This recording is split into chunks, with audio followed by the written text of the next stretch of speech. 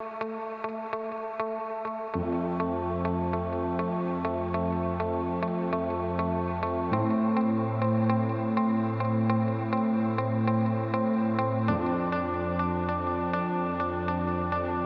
current measurement necessary in series when measuring.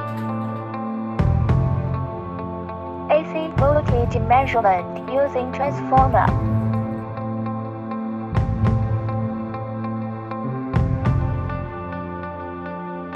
DC voltage measurement, DC regulated power supply and battery measurement display.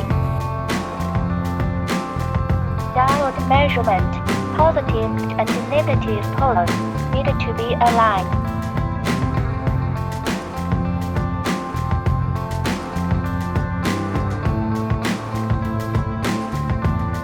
Button to detect whether the line is on or off.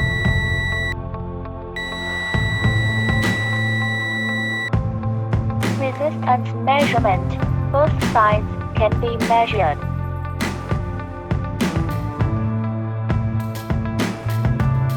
NCV non-contact induction voltage, same to use. Zero FireWire identification, connect the red pin, use the test pin to take a single measurement. Data retention can keep the current value for video recording.